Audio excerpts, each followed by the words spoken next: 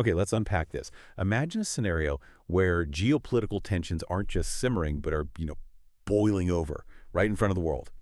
And it's directly impacting everything from international alliances, like right down to the brands you see in your shopping cart. That's the intense and multifaceted dynamic we're diving into today. Our focus is on the increasingly volatile relationship between India, Pakistan, and the United States. We're looking at it through the lens of some recent, frankly, shocking events.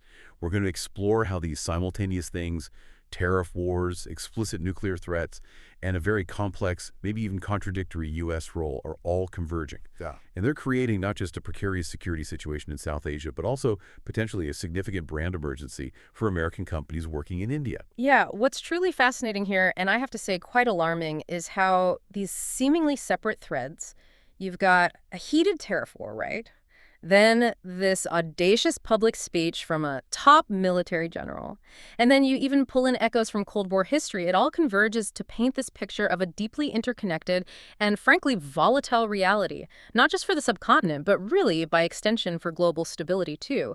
The core insight, I think, is that what might look like just a regional spat or maybe a trade issue isn't just that at all. It's really a rapidly escalating, multi-layered crisis. You've got economic tensions, nuclear rhetoric, deep historical grievances, all interacting in real time. And the surprising bit for many might be how, like you said, even your shopping choices could suddenly become part of this geopolitical battlefield. So to help us navigate this really intricate landscape, you've pulled together several key analyses. That's right. We're drawing from some pretty incisive work. There's America's brand risk in India when tariffs and threats collide, which gives a really unique angle on the economic fallout, the business side of things. We'll also be dishing into India's challenge is bigger than Israel's, which is a provocative title in itself.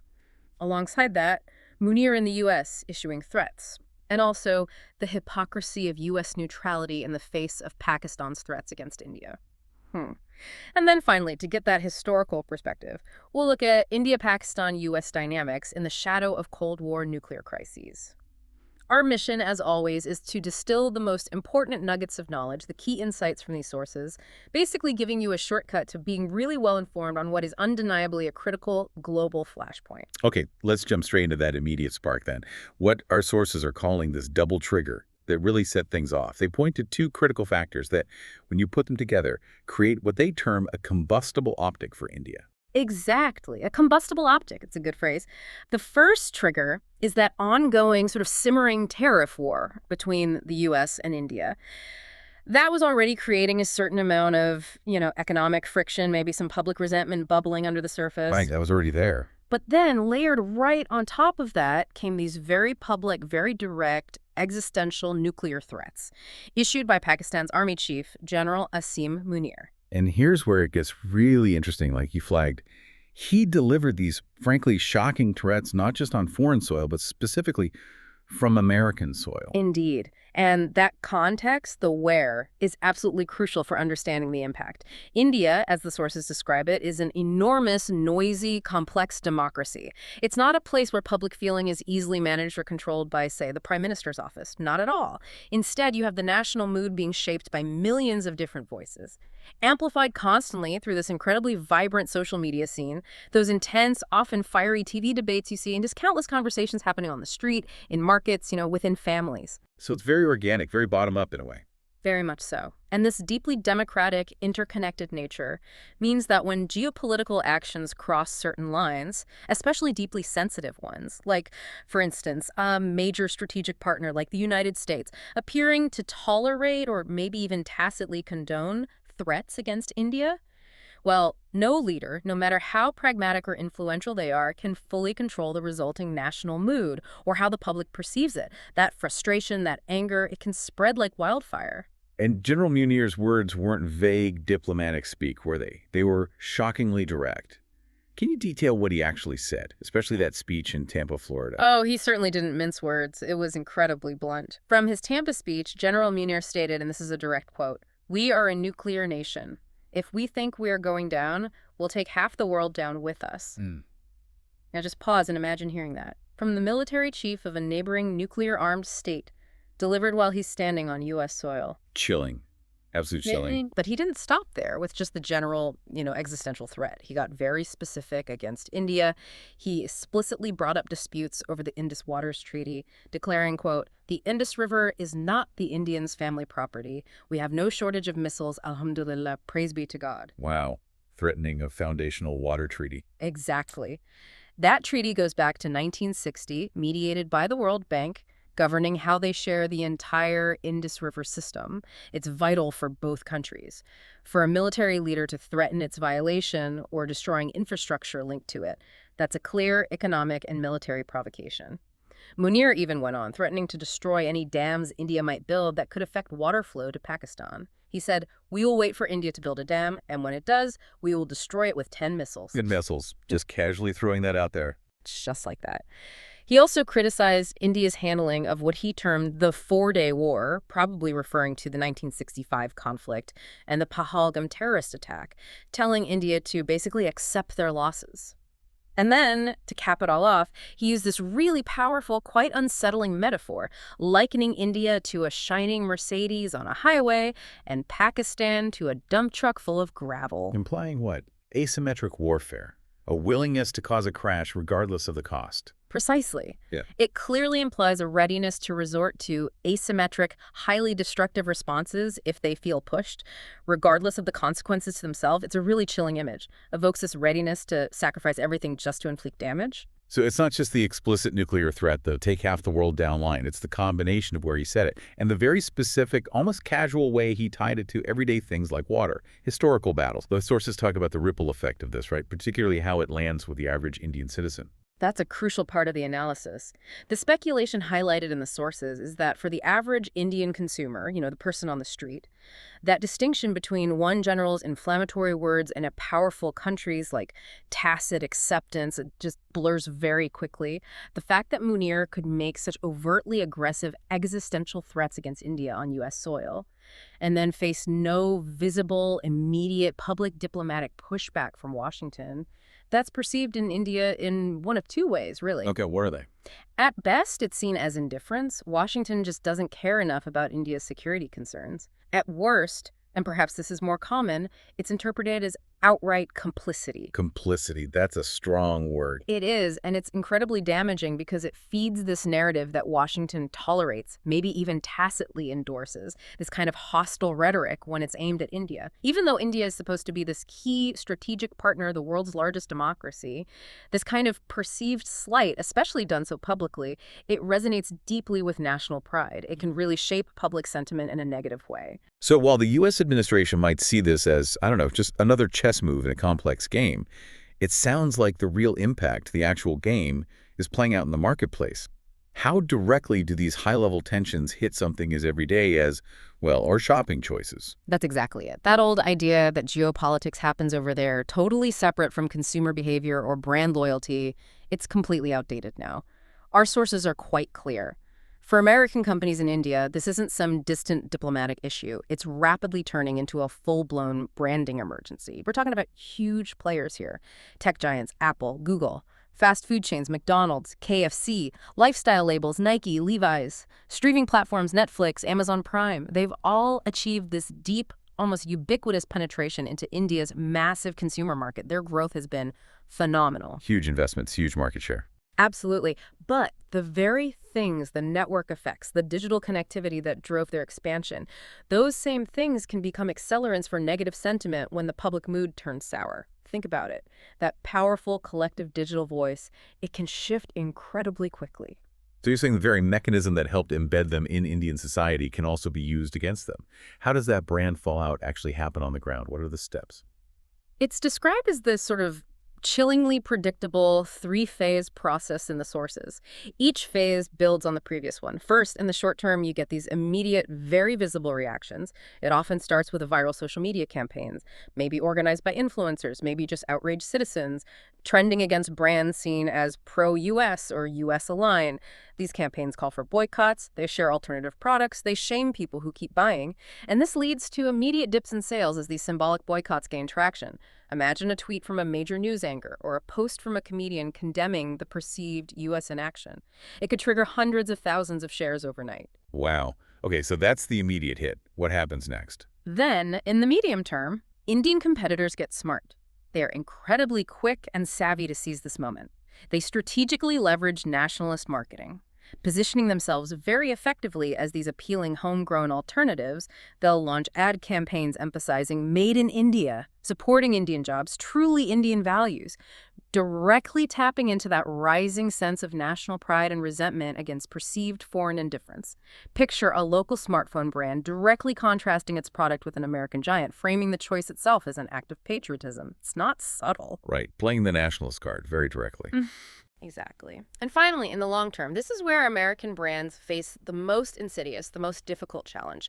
They risk becoming culturally associated with an entire era of perceived U.S. hostility or indifference towards India's security.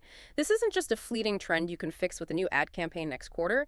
It's a deeply ingrained perception. It can linger for decades. Even if the tariffs eventually get rolled back or Munir's statements fade from the headlines, it manifests not just in hashtags, but in concrete, sustained buying choices, affecting market share, brand loyalty, ultimately profitability for years.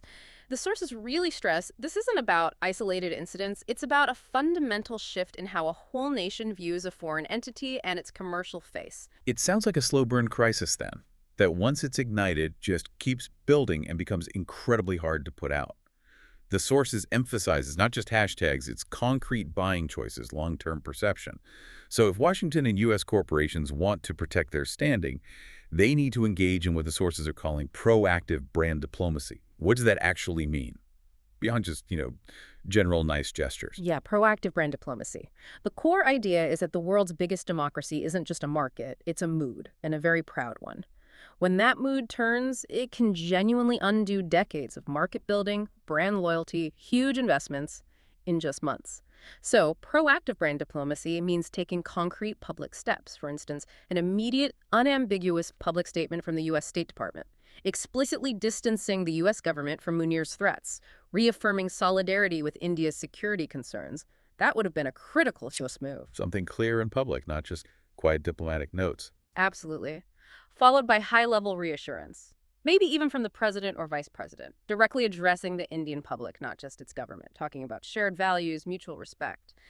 Beyond the words, maybe tangible demonstrations of goodwill could be specific economic or cultural initiatives showing U.S. commitment beyond just transactional politics, more educational exchanges, targeted aid for disaster relief, collaborative tech projects. The key is showing that the U.S. isn't indifferent to threats against its partners and that its relationship with India isn't just about leveraging it against China, but about genuine partnership. The absence of that swift, clear, public distancing from Munir's remarks, it inadvertently fed the narrative that Washington tolerates such talk, with all the severe consequences for American brands that follow. Okay, stepping back from the immediate events and that commercial fallout, let's dig into the deeper roots of this conflict, because our sources argue something quite striking, that India's security challenge from Pakistan is actually bigger than Israel's from Iran. Now, that's a bold claim, and they say it's primarily because Pakistan is already a nuclear-armed state, with this deeply entrenched military establishment that wields immense power, often beyond civilian control. Why is that distinction so critical? It's a fundamentally critical distinction, yeah. It underpins the whole threat assessment. Think about the Iran-Israel standoff. Iran's stated goal of Israel's destruction is undeniably dangerous, alarming. But currently, it lacks the immediate operational capability of fully developed nuclear weapons. Iran is still, for now, pursuing that capability. Now contrast that with Pakistan-India. Pakistan's narrative of hostility is already backed by a fully operational, mature arsenal of weapons of mass destruction right now. This makes Pakistan's religiously inflected hostility, as the sources put it, uniquely dangerous. The difference isn't just military capability or intent. It's the combination of that entrenched ideological framing driving Pakistan's approach, plus the immediate availability of a nuclear deterrent. It's an active, immediate, existential threat. Not like Iran's, which is currently seen as more long-term, maybe aspirational. Our sources are clear. India faces a nuclear-armed adversary whose hostility is deeply rooted in a particular ideology, making the whole thing inherently more perilous. And at the very heart of that radical anti-India rhetoric, the sources say lies something called Ghazwa-e-Hind. Can you break that down? What is it and why isn't it some historical footnote, but a real current driver of conflict? Ghazwa-e-Hind. It literally translates to the conquest of India. It refers to a prophecy cited in certain Islamic traditions, specifically hadith sayings attributed to the Prophet Muhammad. These foretell a future military conquest of the Indian subcontinent by Muslim armies and the eventual conversion of its people to Islam. Now, it's really important to stress here that serious Islamic scholars worldwide have long debated the authenticity, the context, the literal interpretation of these specific traditions. Many reject their literal political use, arguing they're often misinterpreted or even fabricated. But our sources explain, within Pakistan, particularly among extremist networks and, critically, certain powerful elements within its military and intelligence elite. Ghazwa-e-Hind has been explicitly and dangerously exploited. They use it as this powerful, almost divine justification for perpetual hostility towards India. The truly chilling insight isn't just that this prophecy exists, it's how a fringe, debated religious text has been weaponized by a nuclear-armed state. It effectively shifts the conflict for them from being just about territory, like Kashmir, to being an existential, religiously framed holy war. This isn't just ideology for some. It seems to have become operational doctrine for never-ending conflict. So it's not just some fringe belief held by a few extremists. It has deep historical and political roots within Pakistan's national story.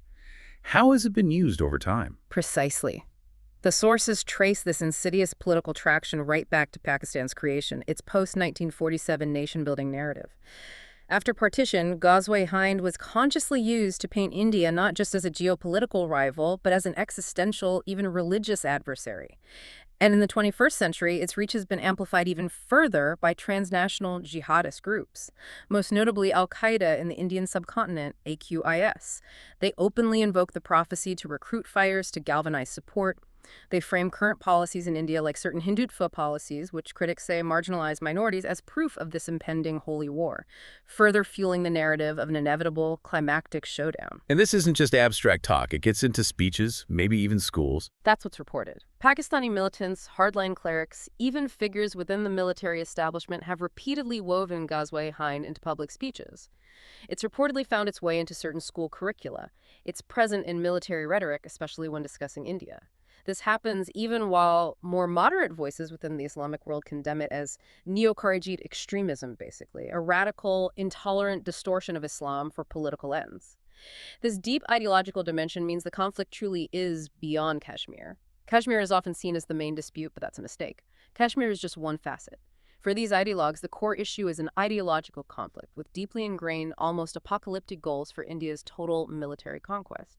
That changes the entire nature of the rivalry. That is a staggering ideological foundation for a conflict that's already incredibly risky militarily. And then you layer the nuclear dimension on top of that. It's one thing to know about an arsenal, but hearing a leader openly connected to threats made on foreign soil, it's not just military, it's deeply psychological, existential for India. So what does Pakistan's nuclear arsenal actually look like, and how does this rhetoric mesh with their capabilities? The nuclear saber rattling is where the rhetoric becomes truly terrifying because it is backed by substantial capability. Pakistan currently has an estimated 170 nuclear warheads. That's based on 2025 data from reliable sources like SLIPRI and FAS, the Federation of American Scientists. This already makes it one of the fastest expanding nuclear arsenals globally, and projections suggest it could hit 200 warheads by 2030. That's significant growth, significantly aided, by the way, by Chinese nuclear missile tech transfers over many years. So a growing arsenal. What about delivery systems? Their capabilities are extensive, quite diversified. They have a range of ballistic missiles, things like the Shaheen Asard and Shaheen II, with ranges up to 2,500 kilometers. That lets them strike deep inside India, reaching every major city. They also possess tactical nuclear weapons, TNWs, like the Nasr short-range systems. These are particularly concerning because they're specifically designed for battlefield use, intended to be used against advancing conventional forces. Why is that detail so important? Battlefield nukes. Because battlefield nukes inherently lower the threshold for nuclear engagement. They make the actual use of nuclear weapons in a conventional fight seem much more conceivable, maybe more likely. Furthermore, Pakistan has developed robust air and sea delivery platforms, including U.S.-supplied F-16 fighter jets adapted for nuclear delivery and Babur cruise missiles. This enhances their second strike credibility, their ability to hit back even if they're struck first. And we circle back again to Munir's specific threats that take half the world down with us line. How does that kind of talk fit into this nuclear picture? It fits chillingly well, and it's absolutely intended to. We can't forget that explicit threat from Tampa. We are a nuclear nation. If we think we're going down, we'll take half the world down with us. Our sources note the deeply disturbing comparison to Osama bin Laden's kind of rhetoric, that idea of dragging everyone else down. But here it's not a non-state actor, it's a state leader, the head of a nuclear-armed military. And crucially, saying it on U.S. soil, which lends it this air of official sanction almost. He also explicitly linked nuclear escalation to disputes over the Indus Waters Treaty, framing water scarcity a non-military issue as an existential threat that could potentially justify drastic, even nuclear measures. This reveals a dangerously broad view within Pakistan's military of what constitutes a trigger for nuclear response. It expands the scenarios far beyond just direct military invasion. This kind of rhetoric isn't just empty bluster, it's a deliberate psychological tactic, designed to deter India by projecting an image of, well, irrational resolve, even if it means global devastation. So given everything we've laid out, the deep ideology, the growing nuclear arsenal, the explicit threats, the massive question hanging over all this is the U.S. role. We're talking about a country with a history of proliferation scandals, alleged terrorism links. Yet General Munir gets a solo White House luncheon and a platform for his threats. How did the sources even begin to explain that level of engagement, or do they challenge it head on? That's precisely the central paradox the sources really grapple with. It is quite astonishing when you look at the record. Despite decades of Pakistan's documented nuclear brinkmanship, its alleged sponsorship of various terrorist groups, infamous proliferation scandals like the AQ Khan network spreading nuclear tech, the country is consistently far from isolated internationally. The sources point to this truly surprising and, for many, quite controversial diplomatic engagement. June 2025. General Munir becomes the first serving Pakistani army chief ever to be hosted for a solo luncheon at the White House by President Trump. And notably, no civilian Pakistani leaders were there, just the military chief, emphasizing the U.S.'s direct engagement with the military establishment, often bypassing the civilian government. Wow, first ever. That's significant. Highly significant. And this presidential meeting was immediately followed by Munir's participation in that U.S. Central Command ceremony down in Florida, which, as we discussed, is where he made those incredibly inflammatory existential threats. That's a huge diplomatic gesture, almost like a de facto endorsement. What are the speculated reasons behind the U.S. extending that kind of invitation, especially to a military leader with that kind of anti-India rhetoric track record? It seems counterintuitive. It does, yeah, and the sources explore that exact tension. U.S. analysts speculate Washington's motives are primarily pragmatic, maybe even transactional. On one hand, possibly seeking Pakistan's assurances of neutrality if Israel or the U.S. were to strike Iranian nuclear facilities. Pakistan's geography and intel capabilities make it relevant there, if sensitive. On the other hand, the U.S. is still keen to keep Pakistani intelligence channels open for ongoing counterterrorism, especially regarding Afghanistan. That remains a key U.S. security interest. The sources mention Trump's effusive praise for Munir, and then Pakistan reciprocated by nominating Trump for the Nobel Peace Prize. Critics suggest this reinforced what some called a transactional romance, prioritizing short-term tactical gains over maybe long-term strategic consistency or non-proliferation norms. But the critics push back hard on this. Vehemently. This is where the sources get quite critical. Critics argue this engagement, especially giving Pakistan's military elite such a prominent American stage to issue explicit nuclear threats against a key U.S. strategic partner like India. It fundamentally undermines non-proliferation norms. It sends a signal that this kind of rhetoric isn't just tolerated, it can happen without consequence right within the halls of power of a global leader. This, they contend, ultimately emboldens hardliners in Rawalpindi, Pakistan's military HQ, reinforcing their belief they can operate with a degree of impunity globally, further destabilizing an already volatile region. It's seen as tacit endorsement, or at least a very problematic acquiescence to their aggressive stance. This brings up a really important question then. When the language of aggression is so clear, so consistent, does the geopolitical context really justify such a huge difference in how Washington responds? Connecting this to the bigger picture, it must complicate deterrence, U.S. credibility. And speaking of different responses, the sources highlight what they call a glaring double standard in U.S. policy, Pakistan versus other nations. Can you elaborate, maybe with that hypothetical they use? They are quite pointed here, yeah. They invite us to do this thought experiment that really exposes the double standard. Imagine, just for a moment, Iran's supreme leader, Ayatollah Khamenei, was invited to speak on U.S. soil, similar event to Munir's. And during his speech, he openly threatened the total annihilation of Israel, which, by the way, is official, frequently repeated Iranian policy. What would the U.S. response be? Immediate outrage, condemnation, probably sanctions, mobilizing international opinion. Exactly. Undoubted, overwhelming public outrage. Washington condemning Iran in the strongest possible terms, incitement, hostility, etc. You'd see swift public action. Now, contrast that starkly. When Pakistan's General Munir makes strikingly similar existential threats against India, a nuclear power, a close U.S. strategic ally in the Indo-Pacific, a country the U.S. is actively cultivating to counter China. There is no immediate or public condemnation from Washington. Instead, the U.S. seems to engage in diplomatic niceties, maybe some vague statements about regional peace, seemingly downplaying the seriousness of Munir's remarks. This selective condemnation, as the sources label it, is deeply rooted in what's characterized as political convenience. Pakistan, despite everything, is still seen as this strategic, though problematic, ally in the war on terror, a key player for Afghan stability, especially for intel sharing.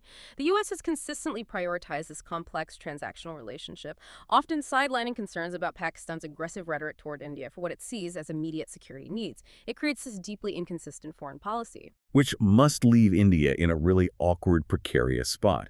It forces them to question the U.S.'s real stance on regional security, doesn't it? But given India's own strategic needs, are they really in a position to push back hard against this perceived U.S. hypocrisy? Or are they kind of stuck, constrained by the bigger geopolitical game? It absolutely leaves India in an incredibly awkward, strategically challenging position. Yeah. It forces New Delhi to question U.S. consistency, U.S. sincerity about regional security, non-proliferation. The uncomfortable truth, the sources highlight, is that despite the radically different U.S. reactions, Pakistan and Iran are effectively singing the same tune, their rhetoric and policy designed to destabilize their respective neighbors, both openly stating military intentions, not hiding behind diplomatic language, whether it's Pakistan's Ghazwa-e-Hind talk and specific threats, or Iran's calls to destroy Israel. These are presented as state actions seeking objectives through force, not peace. So, can India push back? Or are their hands tied? That's where the constraints of the geopolitical chessboard really come in. India has definitely expressed displeasure through diplomatic channels. Public sentiment is clearly agitated. But outright strategic retaliation or some dramatic shift away from the U.S., that's very complex. India needs the U.S. as a strategic partner, especially in its broader Indo-Pacific strategy trying to balance China's rise.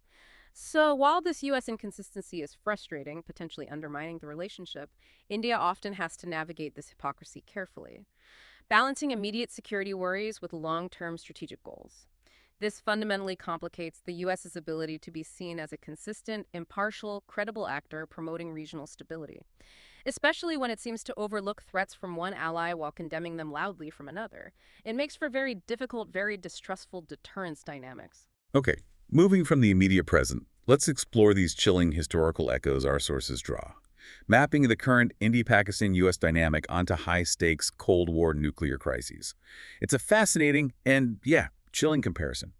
Offers crucial lessons. Despite all the changes, maps, ideologies, tech works, the underlying risk calculus, as the sources say, remains chillingly familiar. Brinkmanship, misperception, that dangerous dance between military posture and political agendas. Precisely. By looking back at these precedents, we can get a clearer handle on both the dangers in South Asia today and hopefully maybe potential paths to stability. These historical mirrors don't give easy answers, but they do illuminate these critical patterns of escalation and sometimes de-escalation that are vital to grasp. So let's start with maybe the most famous, most terrifying one, Yeah. the Cuban Missile Crisis, 1962. How do the sources connect that moment of near-nuclear war to the India-Pakistan dynamic, and what's the key lesson? Right, the Cuban Missile Crisis. The U.S.-Soviet standoff over missiles in Cuba brought the world within a hair's breadth of nuclear war, fueled by rapid escalation, misinterpretation, intense public rhetoric. 13 days, the world held its breath. In the India-Pakistan context, the sources see chilling parallels in Pakistan's tactical nuclear weapons, the TNWs, and Munir's aggressive rhetoric. These are likened to the Soviet deployment of those missiles in Cuba, essentially. Close-range nuclear threats aimed right at a rival's heartland, drastically shrinking reaction times. The sources also draw a parallel between India's Cold Start doctrine designed for rapid, limited conventional strikes into Pakistan after a major terror attack, trying to stay below the nuclear threshold, and Kennedy's naval blockade of Cuba. Both are aggressive moves to counter a threat, but both carry that inherent, profound risk of triggering a wider, potentially nuclear conflict. And the U.S. role is flipped, isn't it? Exactly. That's what's interesting. In 62, Washington was the one directly threatened. Soviet missiles 90 miles off Florida. In the India-Pakistan case, the U.S. sometimes positions itself as the honest broker, trying to de-escalate. But as we discussed, it also inadvertently enables escalation by giving Pakistan strategic cover, legitimacy like the honors for Munir, despite his threats. The key lesson from Cuba. It was ultimately diffused by direct leader-to-leader communication. Kennedy and Khrushchev. Plus extensive back-channel diplomacy, they set up that emergency hotline specifically to avoid miscalculation. Our sources highlight that in the India-Pakistan case, no such robust hotline exists with the same credibility. Channels exist, yes, but maybe not ones insulated from politics or trusted in extreme crisis. This critical absence significantly raises the odds of escalation through miscalculation. There's less reliable means for de-escalation once things heat up, more room for assumptions, reactive moves. That's a stark difference, no trusted hotline. Okay, let's move to another, maybe less known but equally terrifying incident. The Able Archer scare, 1983. How does that Cold War scare rooted in misinterpretation relate here? Able Archer 83. This was a highly realistic NATO exercise simulating nuclear release procedures. The Soviets severely misread it. Their intelligence thought it might be a cover for a real preemptive first strike, not just a drill. Moscow, without Washington fully realizing how serious the misunderstanding was, began prepping its nuclear forces for retaliation. Brought the world closer to accidental nuclear war than many knew at the time. The parallel in South Asia is chillingly relevant. India's large-scale military exercises near the border, like Operation Brass Tacks back in the late 80s, have historically been seen by Pakistan as a prelude to invasion, or an attempt to redraw borders. Our sources emphasize that Pakistan's military and its powerful ISI intelligence agency often interpret Indian political rhetoric, like calls from Indian politicians to reclaim Pakistan-occupied Kashmir, as existential threats. This perception directly feeds into Pakistan's nuclear readiness, its doctrine of first use. Munir's take half the world down speech signals that Pakistan views even non-military pressures, water disputes, diplomatic isolation as potential nuclear triggers. They see them as existential threats justifying a nuclear response. So even defensive moves or political talk can be twisted. Exactly. The lesson is profound. When adversaries already assume the worst, even defensive exercises or diplomatic pressure can be disastrously misread as aggression. Cold War history clearly shows the urgent need for confidence-building measures, CBMs. Things like pre-notifying military exercises, real-time info sharing to avoid hair-trigger responses. The unfortunate reality for India and Pakistan, according to the sources, is that while some CBMs exist, they've only partially institutionalized them, leaving the significant, dangerous gap in crisis prevention, relying too much on assumptions, not verified info. Next, the Berlin crisis, spanning 1958 to 1961. Not just military, but intensely ideological, symbolic. How does that align with India-Pakistan, especially over Kashmir? The Berlin standoffs came from Soviet challenges to the Western position in West Berlin. It wasn't just about strategic land, it was an ideological and symbolic contest far beyond the city's actual strategic value, a litmus test for Cold War credibility. Kashmir, in the India-Pakistan rivalry, plays precisely that Berlin role. It's a contested territory with immense symbolic, ideological, and propaganda weight far beyond its immediate strategic or economic value. For India, Kashmir is integral to its secular identity, territorial integrity. For Pakistan, it's the unfinished business of partition, a religious obligation for some. Both sides use Kashmir to bolster domestic legitimacy, rally nationalism, Project Resolve, just like Khrushchev and Kennedy used Berlin as a credibility test. And tragically, like West Berlin, Kashmir is heavily militarized, thousands of troops on both sides. This means even minor incidents of border skirmish and infiltration risk triggering disproportionate responses that could spiral fast, because leaders feel compelled to react strongly for domestic political reasons. What's the lesson there then? The lesson from Cold War Berlin is that frozen conflicts, especially those with huge symbolic and ideological weight, can be far more dangerous than purely strategic disputes, precisely because leaders are often less willing to compromise without appearing weak on issues so deeply tied to national identity, history, domestic standing, makes de-escalation incredibly hard once a crisis starts. Less room for pragmatic deals. Finally, let's touch on the Kargil conflict in 1999 and its comparison to the Korean War. These were conventional fights, but with that chilling nuclear shadow hanging over them. Yeah, while the Korean War wasn't strictly a Cold War nuclear crisis like Cuba or Able Archer, it's a really useful analogy for understanding how nuclear-armed rivals can still fight conventional wars. Korea, 1950-53, started as a massive conventional war but had strong nuclear undertones. the U.S. actively considered using tactical nukes. Kargil in 1999 between India and Pakistan very much resembled that Korean pattern, a limited war under the nuclear shadow, initiated by Pakistan's military, seemingly without clear civilian agreement, as Pakistani soldiers and militants crossed into Indian-controlled territory. Just like in Korea, the U.S. played a critical role in trying to limit escalation. President Clinton personally intervened, pressuring Pakistan's Prime Minister Sharif to withdraw forces, fearing it could escalate to nuclear exchange. Showed how a superpower could try to cap escalation. So the lesson is? The lesson from Kargil and Korea is sobering. Nuclear-armed rivals can and do fight conventional wars. But the ceiling for escalation is dangerously low. The presence of nuclear weapons dramatically hikes the stakes of any conventional fight. What might otherwise be a localized conflict carries that constant, terrifying risk of going nuclear. It forces both sides to fight with one eye on the battlefield and the other on the nuclear threshold, making decisions incredibly fraught, prone to miscalculation. This is where the history lesson becomes a critical warning, isn't it? Showing where past lessons might just not be enough.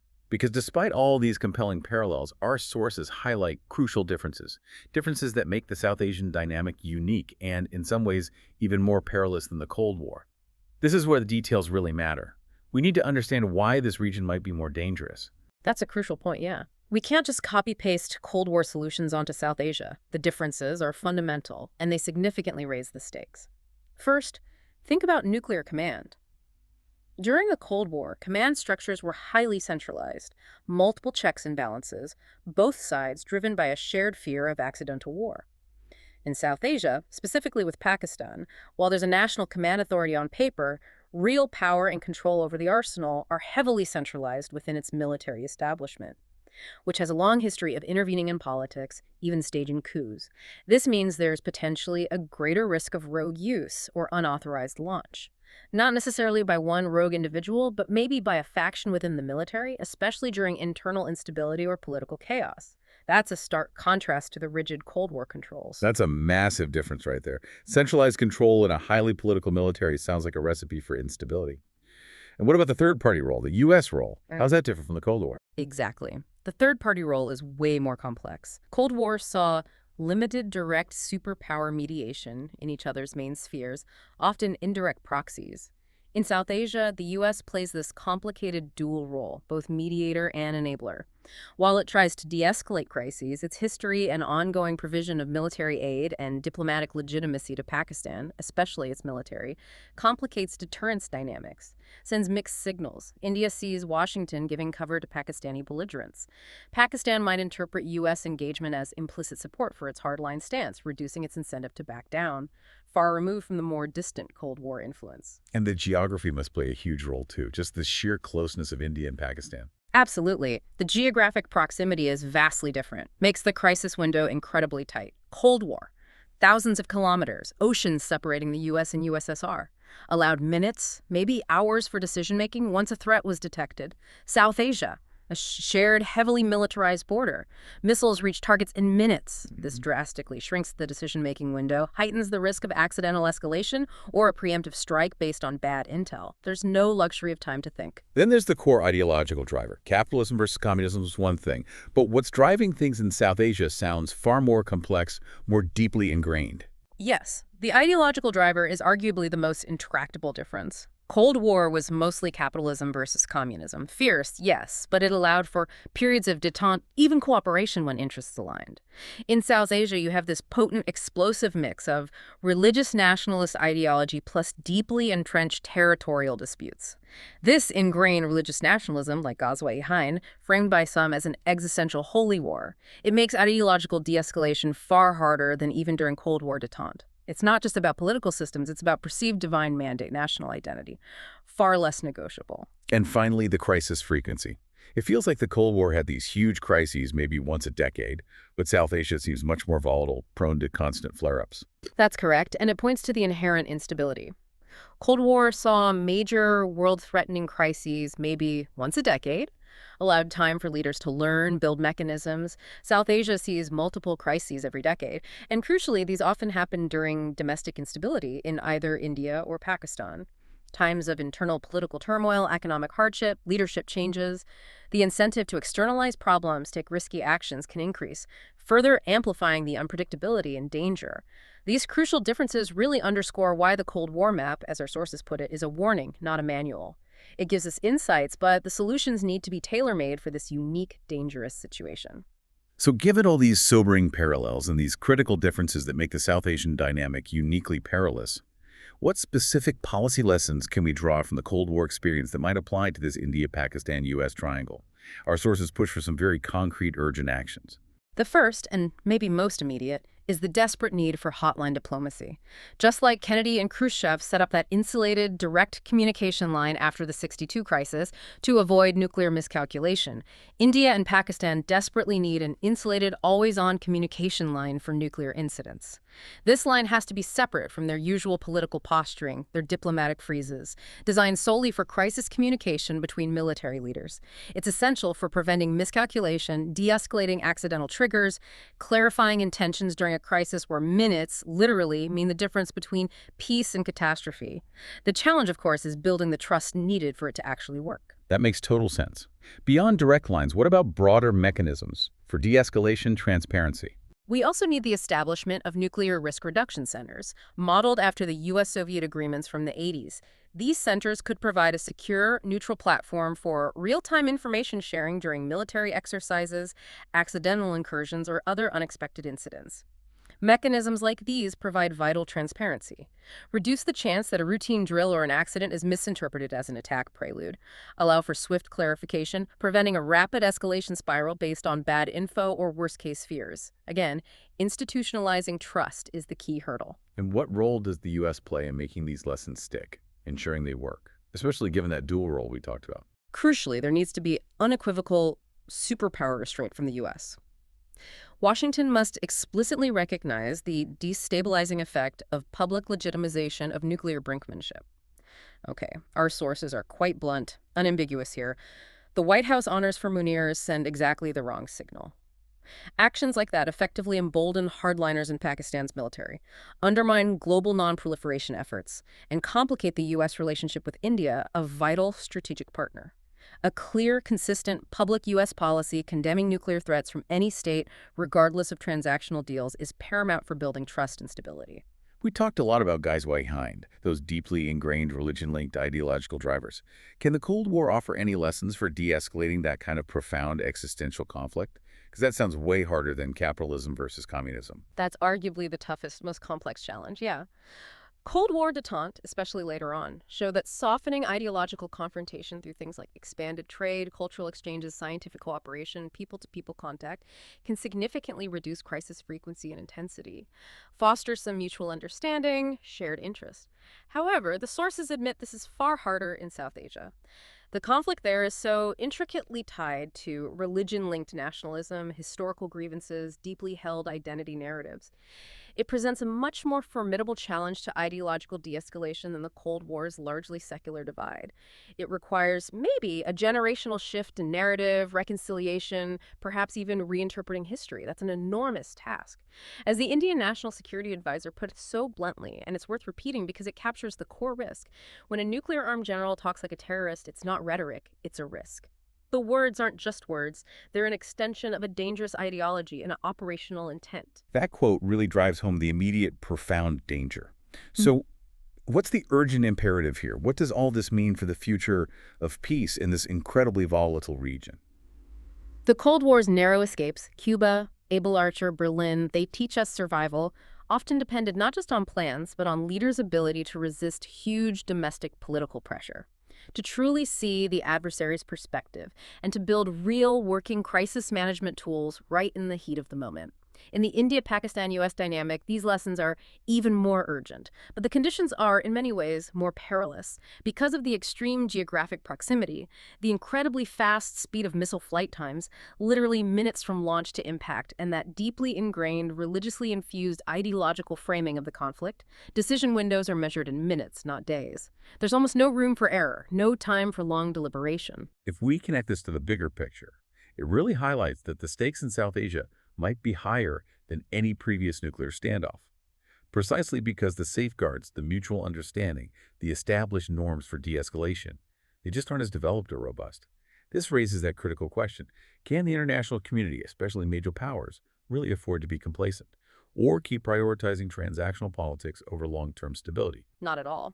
The sources conclude that unless back-channel crisis management becomes a standing feature between India and Pakistan, an always-on, reliable communication channel outside public posturing and diplomatic freezes, and unless Washington stops sending mixed signals to Rawalpindi, the region risks replaying the worst moments of the Cold War without the crucial buffers that allowed past leaders like Kennedy, Khrushchev, later Reagan, and Gorbachev to step back from the brink. The window for avoiding catastrophe is incredibly small. The need for proactive, clear-eyed, consistent diplomacy grounded in non-proliferation principles, not short-term gains, is paramount. Complacency here isn't just a policy choice. It's a gamble with truly global consequences. So what does this all mean for you, our listener? We've unpacked how this complex interplay tariffs, deep ideological narratives like Ghazwa-e-Hind, Pakistan's rapidly expanding nuclear arsenal, and a truly nuanced, sometimes contradictory U.S. role all combine, creating this deeply volatile, dangerous situation in South Asia. The Cold War map, as our sources showed us so well, serves as a warning, not a manual. It means understanding global stability isn't just about distant policies. It trickles down to everything, even the brands in your life, affecting global security in ways you might not have thought about. This deep dive, we hope, has given you a new, maybe more critical lens to view international relations, our interconnected world, and the profound responsibilities that come with global power. And it raises that important final question. What responsibility do global powers really have when their transactional politics might inadvertently amplify risks in such a delicate, profoundly dangerous nuclear balance? It's something truly worth mulling over. As a retired U.S. nuclear strategist bluntly observed, and this is a thought to leave you with right at the core of this discussion, in the Cold War, we were lucky more than we were wise. In South Asia, you can't count on luck twice.